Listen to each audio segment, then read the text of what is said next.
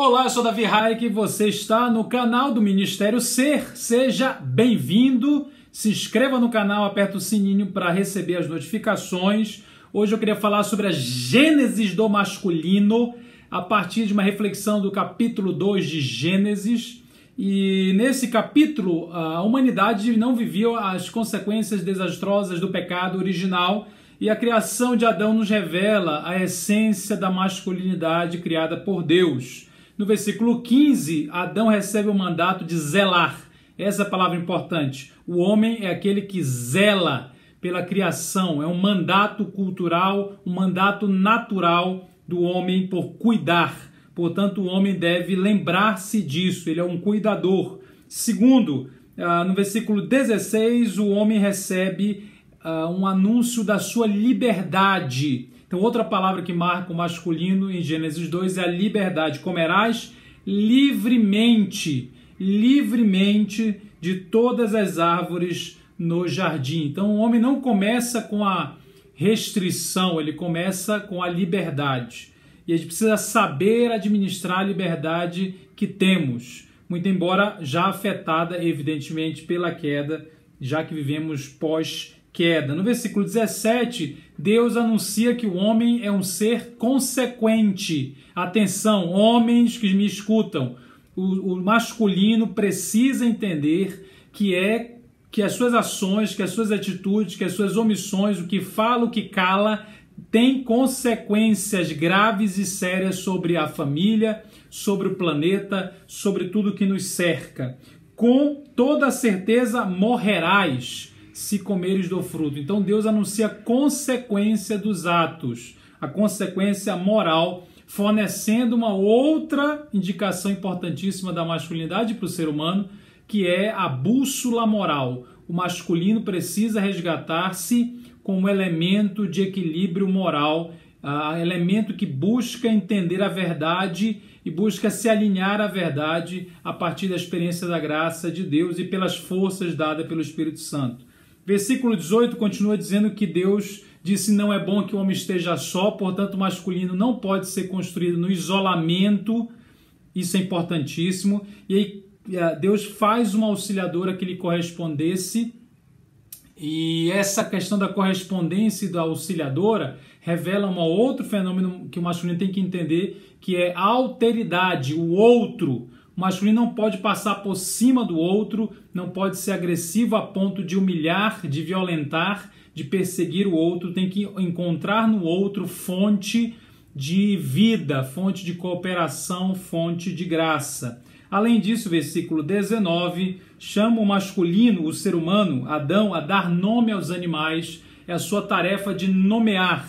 É uma tarefa soberana de quem tem o governo. Portanto, a autoridade, a liderança devem ser resgatadas como um fenômeno masculino, não exclusivamente masculino, fique-se bem claro. No entanto, os homens hoje não podem perder de vista a sua necessária contribuição como líder da sua família, do casamento, como líder da sociedade. E aqui, de novo, isso não exclui participação das mulheres e não justifica nenhum tipo de violência ou considerar-se um ser superior em essência a qualquer mulher. O chamado, então, era dar nome, dominar e a se comunicar, né? Externar.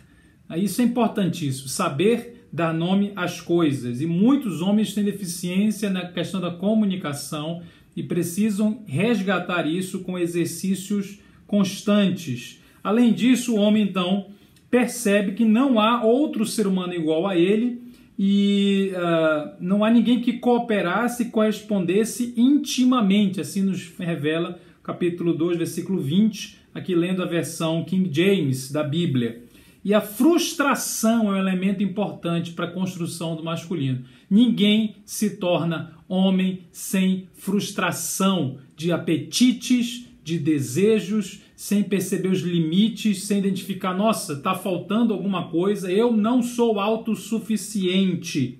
Limites revelam a nossa a armadilha da autossuficiência, muito comum entre os homens também. Então, Jeová, Yahvé, Deus faz Adão cair em profundo sono para resolver o seu problema. Então, o homem não resolve a si mesmo.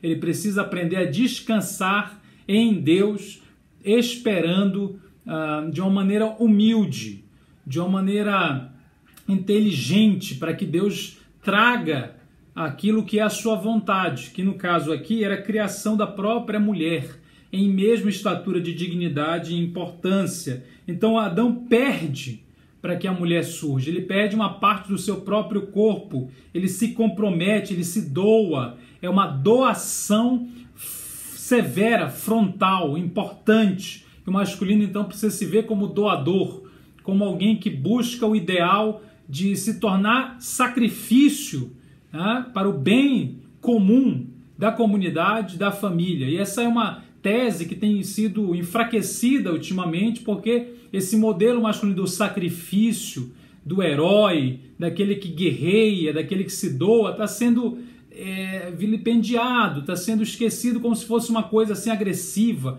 como se desse muito protagonismo para o homem, como se não resolvesse nada. E a verdade é que na gênese do masculino está o sacrifício. Isso vai se reforçar na própria pessoa de Jesus Cristo, que é o homem por excelência, que se sacrificou pela humanidade. Então veja quanta coisa aparece aqui antes de dizer ao homem: deixe pai e mãe, se una à sua mulher, que é um outro movimento masculino importante de desligamento daquilo que ele precisa desligar para que ele cresça e se una verdadeiramente em todos os níveis com a mulher, e assim a família será forte e bem-sucedida. Então, lá do início, vamos recapitular: zelo, liberdade, responsabilidade, quer dizer, consequência, né, das suas ações, bússola moral, alteridade, a questão da companhia do outro, a questão da comunicação e do domínio, a liderança ativa